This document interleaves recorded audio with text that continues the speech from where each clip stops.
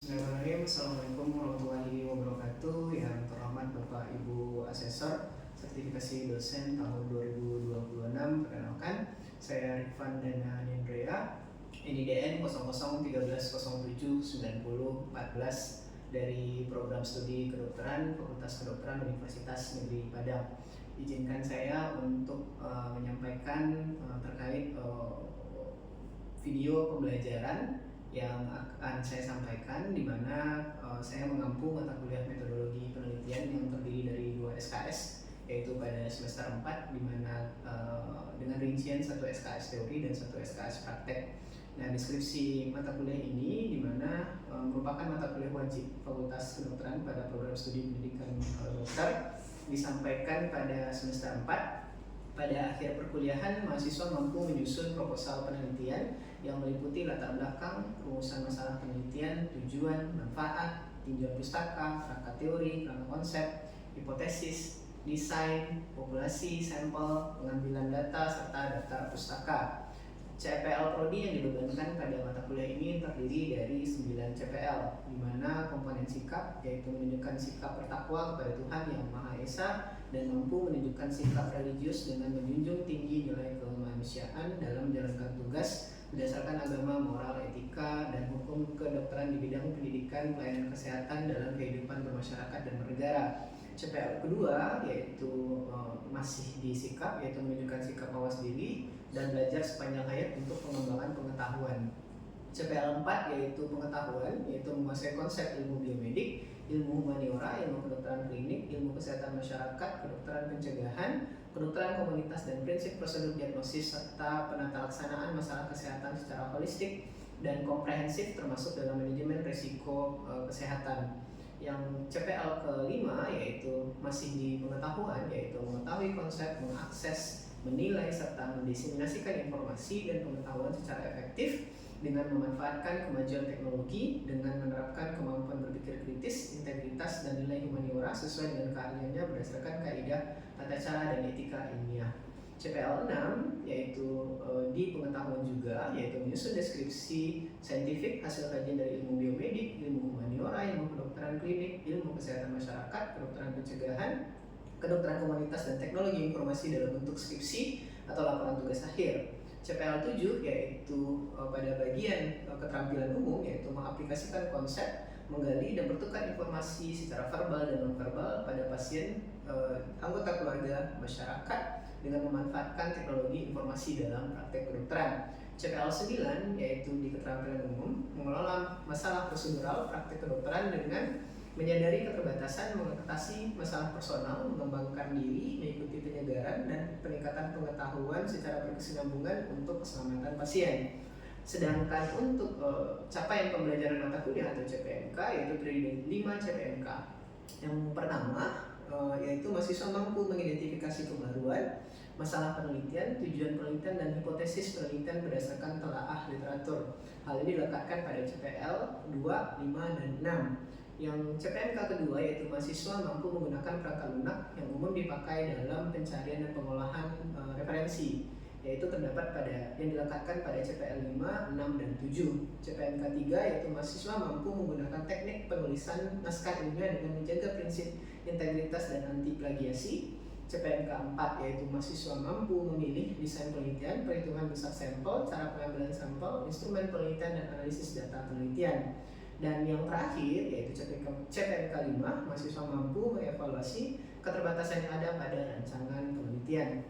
Perkuliahan ini akan diselenggarakan 16 kali pertemuan, di mana dengan komponen penilaian UTS dengan persentase 10%, UAS 15%, tugas 20%, kuis 5%, partisipasi yaitu berupa case method yaitu minggu 1 sampai 10 20%, dan ada produk yaitu proyek proposal individual minggu 11 dan 14 dengan komponen penilaian 30%. Demikianlah yang dapat saya sampaikan. Semoga Bapak Ibu dapat menikmatinya, dan terima kasih. Waalaikumsalam warahmatullahi wabarakatuh. Oke, jadi kita masuk ke materi yang kedua ya, terkait metode penelitian. Dan materi yang kedua kita ini mengenai penemuan morfologi dan riset analisis sistematik review dan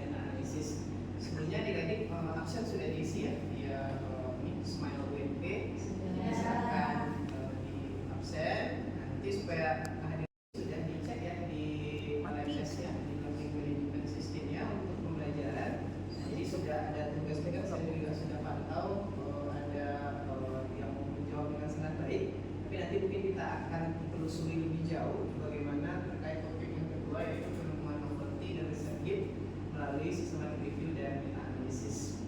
Nah, jadi tujuan pembelajaran kita untuk hari ini ada 4 poin, yaitu yang pertama menjelaskan konsep novelty, riset game, terus bagaimana systematic review dan meta analisis mencoba menelaah itu semua. Yang kedua adalah menelusuri dan menyeleksi literatur ilmiah yang relevan dengan pertanyaan penelitian.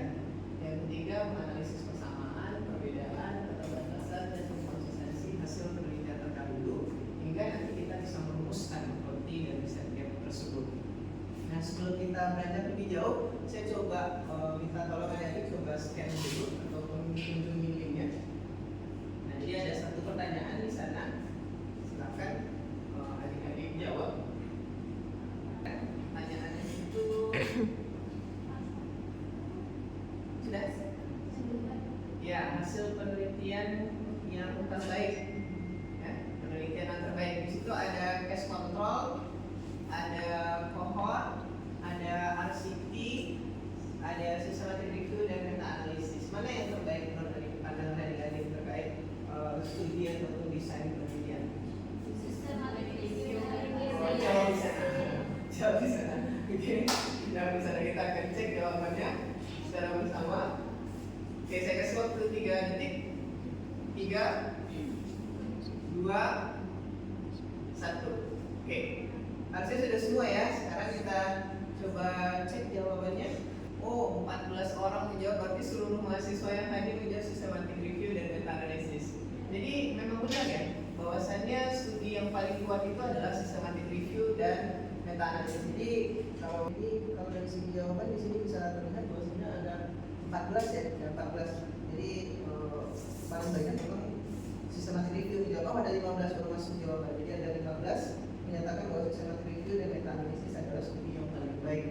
Nah, jadi jawaban adik-adik ini benar ya, dan ini menggambarkan bahwa adik-adik sudah membaca terlebih dahulu terkait topik ataupun pembelajaran kita hari ini. Nah, sebenarnya kenapa systematic review dan meta analisis itu paling tinggi? Ini namanya evidence-based medicine. Not only medicine but of course health sciences. Jadi di sini ada background ini kalau pendapat para ahli, pakar yang menyatakan ini jangan langsung percaya karena di posisi kepercayaannya berada pada paling bawah. Sementara kalau kita lihat semakin ke puncak berarti itu semakin top, semakin paling kuat, dan paling kuatnya itu adalah systematic review dan meta analisis. Nah, tahu kenapa studi systematic review dan meta analisis itu paling baik? Tahu? Ada yang pernah nonton film Descendant of the Sun nggak? Yang song couple? Nah, kita langsung ceritakan. Ada pernah melihat satu scene nggak, di mana satu scene tersebut ada dokter cowok yang dia belum nikah, udah usia 40-an. Dia sakit, infek dari temannya kalau saya tidak salah ya.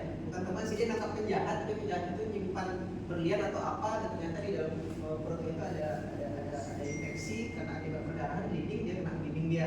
Nah, jadi dalam konteks scene film tersebut kita lihat bahwasanya dia diisolasi. Pada saat dia diisolasi, dia coba mencari literatur nggak? Ingat? Dia mencari literatur di dapurnya di sticky note, dengan sticky note di tempat tidur di bednya itu. Kita buka direct di strength itu juga kita buka dicari. Yang dia cari apa? Dengan gejala ataupun simptom yang kira-kira menyerupai yang dengan dia derita sekarang, dibaca itu artikel literatur yang sebelumnya. Pada saat dia baca, oh ternyata dia tahu ternyata ada obat nih yang potensial untuk penyakit ini. Nah, habis itu pada saat lagi chaos itu kondisi, dia bilang ke temannya yang di luar dari ruang isolasi, kamu sediain dong saya obat ini, karena obat ini kemungkinan potensial untuk mengobati penyakit yang kami derita. Nah, tahu nggak yang dia lakukan itu apa sih? Dan jadi dikumpulin artikel-artikel sebelumnya dan dijadikannya suatu kesimpulan itu yang diambil untuk pengobatan. Nah, ingat juga nggak waktu COVID? Siapa yang ikat IACI? Ikatan Alumni COVID Indonesia. Saya ikatan alumni COVID Indonesia. Nah, jadi waktu yang alumni COVID, waktu yang dia di hospitalize, yang dia dirawat di rumah sakit, ingat nggak adik-adik itu ada pernah dapat obat? Siapa di sini ikatan alumni COVID? Semua dapat, masya Allah. Nah, jadi ingat nggak kalau yang dirawat di rumah sakit dapat obat yang dia tablet itu gelasan disuruh minum 1 kali minum. Dosisnya menurun tahap tiap hari, jadi menurun dosis. Jadi kalau nggak salah 16 1 kali hari pertama, dosisnya itu turun sampai nanti sisanya cuma 2 atau berapa saya lupa. Tahu nggak kenapa obat itu dikasih? Karena kita kayak trial and error. Dulu orang tidak tahu bahwasannya COVID-19 itu kan belum pernah terjadi di dunia. Tapi dokter belum juga tahu nih apa obat. Sehingga apa yang dilakukan pada saat awal-awal COVID itu terjadi, seluruh pakar ataupun ahli di dunia dia coba untuk menelaah literatur sebelumnya.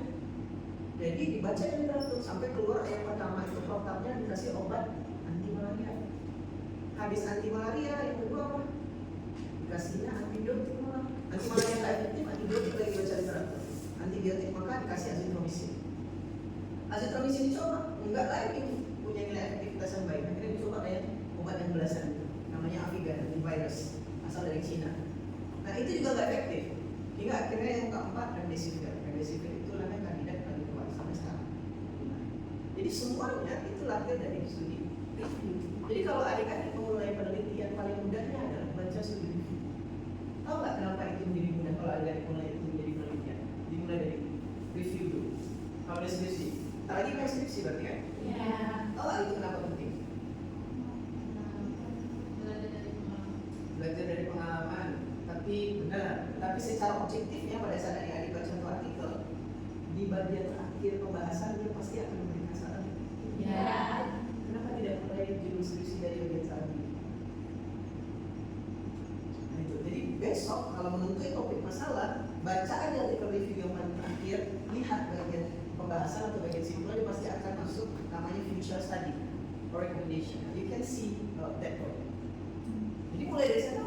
Jadi nggak perlu repot sebenarnya dari topik skripsi. Jadi mulai saja dari sana. Nah makanya sistematik itu meta analisis itu paling baik. Nah ini beberapa contoh yang pernah kami lakukan. Ini kebijakan terkait penanganan risiko bencana. Ya karena kita keunggulan program studi kita dalam manajemen risiko bencana. Jadi ini salah satu bentuk review yang kami lakukan ini sama UGM. Nah ini juga ada penelitian terkait FTO gene polymorphism untuk obesitas. Tahu nggak kenapa ini? Jadi kan ada orang yang saya makannya sedikit loh. Saya makannya sedikit pak. Tapi kenapa sebetulnya juga ya? Yang saya tidak pernah dengar dari dulu saya sedikit aja dah. Udah dikasih saya sedikit aja. Tahu nggak kenapa? Karena kalau dia makannya sedikit dia tetap betul begini. Dia ada bawa gen. Jadi mau diapain? Gen itu udah lekat di individunya. Jadi mau makan sedikit, mau makan sedikit. Jadi kalau gen itu udah gen dulu, nggak bisa diapa-apain. Cuman yang menjadi nilai manfaat yang harus dilakukan adalah harus menstabilkan dengan aktivitas fisik. Ya, jadi ada yang tahu saya makan sedikit, tapi kok makan sedikit ini nggak di bawah. Jadi nggak usah khawatir. Ya. Nah, ini juga waktu itu obesitas sama mortality terkait pengobatan COVID-19 yang dirawat di rumah sakit. Jadi kan kita tahu ya bahwasanya Western itu obesitasnya tinggi. Tapi waktu COVID orang harusnya teori kita kalau ada obesitas tinggi waktu COVID dia kan banyak meninggal. Tapi faktanya adalah di dunia orang Asia banyak meninggal. Obesitas cuma sedikit. Nah hari itu kami coba lakukan review kenapa itu terjadi. Ternyata walaupun angka obesitas luar negeri itu tinggi, di Asia tidak lebih tinggi daripada Western, tapi pengobatan di Western lebih baik dibandingkan Asia. Sehingga orang yang datang waktu di rumah sakit tidak mendapatkan pelayanan yang optimal, perawatan yang optimal. Sehingga itu udah lebih baik dari orang yang meninggal. Nah itu penyebabnya, itu salah satu kami review yang kami lakukan. Nah yang kedua ini adalah bentuk teknik operasi. Jadi ada namanya untuk operasi cervical tulang punggung di bagian C1 sama C2 ini ada dua teknik operasi namanya open door sama French door. Nah jadi mana yang paling baik di antara dua teknik operasi, open atau French door? Buka jendela kalau orang barat itu dia buka keluar, kalau kita buka ke dalam. Jadi cervix ini dibuka ke dalam. Mana yang paling efektif? Teknik operasi yang paling bagus tingkat kesembuhannya. Jadi jawabannya adalah open door. Nah, jadi dilihat dari dinding perdarahannya banyak nggak? Hipotik itu dia habis dioperasi cervicalnya dia menunggu nggak? Jadi kan ada kalau orang yang operasi, kalau bagus operasinya dia pasti akan bagus. Jadi kalau dia bagus itu hipotik kita tunggu. Habis itu range of motion perputaran antara. Nah itu indikator untuk melihat sukses atau enggak. Jadi yang kami lakukan sama analisis spine tulang, khususnya tulang. Nah ini terkait biomarker mana yang paling efektif. Jadi kita bisa pilih. Kan biomarker itu banyak ya. Sitokain inflamasi kan banyak yang tahu ya. Kita mungkin tahu kemudian proses atau ini apa yang mau kita ambil biomarker yang kita pilih untuk penelitian. Nah itu jawabannya waktu nama review aja. Jadi pada saat kita yang mau uji, kenapa kamu ambil biomarker A? tidak mengambil biomarker B, ya udah tinggal dia lagi pasif sudah vitamin B dia efektif Pak. Jadi pada saat ujian itu yang penting adalah objektivitas dan evidence. Jadi apapun yang adik-adik sampaikan jawab semua baik terakhir. Kalau sudah dijawab dengan semua yang terakhir soal. Oke. Nah ini yang paling terakhir, contoh yang terakhir. Sebenarnya ada beberapa, tapi saya kasih contoh. Nah ini fenomenanya juga nih. Vitamin D, efisiensi vitamin D. Teorinya vitamin D di daerah tropis itu kita nggak kekurangan, karena sumber vitamin D asal dari mana? Tapi tahu nggak faktanya? Faktanya vitamin D terutama pada wanita, pada ibu hamil itu terjadi 95% efisiensi. Padahal di daerah tropis loh. Baru jam 8 aja kita masih panas. Tapi tahu kenapa 95% wanita hamil di Indonesia itu mengalami defisiensi vitamin D? Tahu nggak dampak vitamin D defisiensi itu? Jadi anak yang dilahirkan bisa prematur. Habis dia prematur, dia habis itu nafasnya nggak bagus, maksudnya masuk menuju. Habis itu apa kulitnya nggak bersih. Jadi keriput kalau anak yang lahir dan sebagainya itu salah satu bentuk akibat si ibu vitamin D defisiensi. Dan kenapa 95% itu terjadi pada negara tropis? Sumber matahari tinggal kita pergi aja keluar rumah di langsung dapat. Tapi kenapa defisiensi? Karena penyebabnya adalah habit kita. Jadi bagi sebab pakaian tertutup. Vitamin D itu masuk mana? Cuma buka. Kita jemuran apa yang harus buka baju semua? Iya.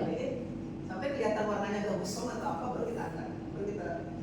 Ya kita dengan negara mayoritas muslim, bagaimana kita tidak mengikuti syariat dengan menggunakan ini? Aktivitas fisik kita memang di luar, tapi pakaian kita tertutup sehingga menghalangi. Satu. Yang kedua, perempuan. Mau nggak kalian jam 9, jam 10 itu panas-panas? Nggak mau. Udah capek-capek skincare kita mana mau. Tapi tahu nggak faktanya jam yang paling bagus untuk vitamin D itu jam berapa? Jam 11 ke atas. Jam 10 itu video, paling optimum nilainya jam 11. Jam 11 ke atas itu belum. Kalian mau tidur nanti pakai apa nih? Belum. Maaf saya nggak tahu. Kalau lagi cowok ini ketinggal bukan ya. Nah jadi hal seperti itu. Nah jadi ini fakta. Terjadi 95% wanita di Indonesia terdepresi. Nah, ini bisa jadi topik penelitian. Fenomenanya bisa begitu. Oke? Nah, oke. Ini terkait pemanfaatan AI. AI mana yang paling punya nilai manfaat? Oke? Nah, ini nggak bisa kita ingat. Oke? Dan kita masuk. Ini poin yang saya pengen sampaikan. Bahwasanya orang boleh pandai setinggi langit, tapi kalau dia nggak tulis dia hilang dari peradaban.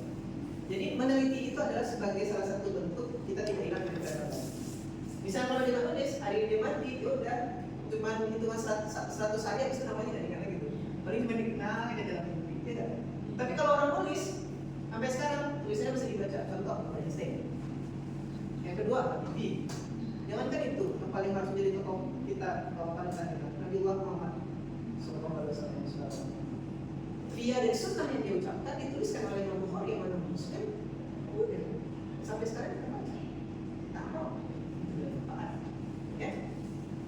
Jadi riset gap itu dapat adik-adik temukan banyak caranya. Salah satunya tadi dari review. Ketika telah menemukan review, adik-adik juga pahami di antara ini mana. Jadi ada metodologi.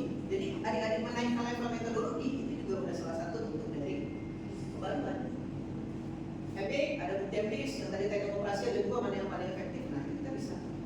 Nah, jadi ada 7 bentuk gap. Jadi jangan pernah terpaku bahwasanya segala sesuatu itu harus bikin baru, tidak. Mentang-mentang semua mobil ada di darat, terus sekarang ada mobil EV, terus Jepang lagi ngembangin mobil hidrogen, dan kita bikin mobil terbang. Jadi nggak begitu juga konsepnya. Jadi bikin sesuatu hal yang baru. Yang barunya apa? Misal bannya yang awalnya udah bocor, walaupun sekarang ada tugas, bikin ban yang udah bocor itu udah itu satu kali baru makan. Jadi bisa jadi suatu game atau apa. Oke, ini apa yang saya kasih? Spider. Dari tahun 77 udah ada belum? Belum. 2002? Belum. Udah tua saya kira.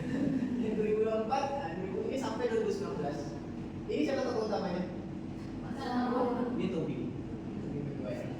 Ya ini masih Tobey Maguire. Yang ini, nama ini? Siapa? Yang dari UK dia, cowok tinggi kurus, dan namanya bukan juga saya. Nah yang ini sekarang Tom Holland. Tahu nggak semuanya Spider-Man kan? Iya. Terus kenapa kita kenal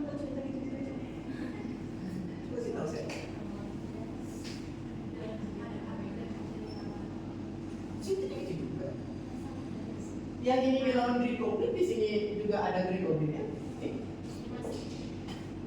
Di sini ada lizardnya yang kayak Jawa itu. Di sini ada musuh Jawa, sini juga ada musuh Jawa. Karena dia ada novelty yang ditawarin pada saat ini. Novelty-nya apa? Ini kacamata apa? Coba kayak gini, oh lebih keren. Oh ini lebih keren. Oh ini kacamata bisa gede. Matanya, iya enggak? Ini lambang Spiderman ini ya, SD, anak saya bisa gambar. Nah ini lebih bagus. Kali ini malah jadi satelit, bisa terbang kan? Terus apa lagi? Pakaian, ini udah nano. Ini masih jahitan. Iya kan? Kayak ini juga jahitan. Kayak ini kan jahitan di rumah. Nah ini cuma dia nawarin sesuatu yang baru dari small things kan. That's the over for us. Jadi makanya kita pengen nonton gitu. Di sate atau yang tekan-tekan kalian suka yang tekan. Nah jadi ini novelty itu ada tiga poin. Investment, improvement, reputation. Investment, like I said, jadi harus membeli sesuatu yang baru. Kalau semua orang bikin ada ini, ada itu, dia membentuk apa baru. Tapi kalau nggak bisa kayak gitu, kalau kita tidak semua punya yang seperti Elon Musk, yang kayak 7 turunan dan selesai. Improvement, nah itu dibangun apa? Jadi bisa jadi apa? Habis itu reputation, menjanjikan sangat. Harusnya nemuin yang baru itu udah. Coba kita aja yang terkumpul, oh sekarang harusnya bikin kayak gini nih, kita punya, ayo udah percaya sama ya, ayo udah cara paling mudah untuk menentuin kebaruan itu, baca aja review, lihat di bagian pembahasan, paling terakhir atau kesimpulan ada rekomendasi itu udah, harusnya itu ditulis. Namanya review paling terakhir. Karena inti dari review itu adalah ini. Kenapa saya kasih analogi ini dia satu ini? Kayak studi case control, cohort, cross-sectional, atau case report yang adik-adik lakukan, itu hanya studi satu ini, cuma satu studi. Cuma satu studi, bandingin sama satu ini yang bagian studi kita pilih yang mana? Terus kenapa tidak merujuk penelitian review? Kenapa rujuknya ini loh? Kalian membaca satu review, berarti udah baca banyak studi. Baca satu studi, itu cuma di top. Gimana cara mengangkat sampah? Nah, jadi baca. Karena dari sana nanti baru. Oke? Nah, setelah kita melakukan penelitian review, dari sana kita nanti baru bisa memulai untuk menemukan topik penelitian. Caranya adalah dengan kita bekerja pertanyaan penelitian. PICO, bahasa Indonesia PICO, kita PICO. Oke, because C jadinya kalau disambung jadi kalimat ini comparable like something like that. Jadi C kalau kita juga jadi J. Tapi harusnya baca PICO karena dia akronim dari bahasa Inggris. Nah, P berarti problem, but not always problem. If you find like observation, so it will be E as well. Habis itu E, intervention atau X, exposure. Kenapa ada atau di sini? Karena bisa saja dalam studi integrasi kita tidak selalu intervensi. Bisa saja itu faktor risiko. Maka X, exposure. C, comparison. O, pembanding tidak selalu ada. O, luar. Nanti luaran atau variabel dependen. Maka ini jadi variabel independen. Ini variabel dependen. Nah, jadi ini sebagai dasar. Setelah kita baca review, kita bisa menelaah ini nanti. Kira-kira yang salah. Nah, ini yang bisa adik-adik pahami. Karena kenapa itu penting? Karena PICO atau pertanyaan penelitian tadi akan menggambarkan keaslian dari penelitian. Oke? Nah, jadi ada yang ingin saya tanyakan terkait ini? Ada? Ada yang ingin ditanyakan? Ya, silakan. Jadi kalau studi review ini bakal membimbing kita untuk dapat cari topik atau malahan seperti kita jadi pembaruan jadinya? Atau bagaimana sih? Oke, baik. Nah, studi review itu dapat menjawab dua-duanya. Pertama, kita bisa menemukan topik. Yang kedua, otomatis juga dapat pembaruan. Sama kayak yang tadi saya bilang. Ketika kita kasus COVID-19 tadi tidak semua kasus penyakit itu ada pengobatannya. Tapi ketika kita mulai membaca review, kita bisa mengetahui mana nih simptom-simptom yang paling dekat. Ketika kita tahu simptom yang paling dekat, anggap obatnya adalah kayak tadi itu, dan remdesivir atau anggapnya azitromisin. Berarti kita udah punya topik, kan topiknya adalah penggunaan azitromisin. Ketika kita pengen jadi judul, ketika kita kaitkan aja pengaruh azitromisin terhadap kesembuhan pasien COVID.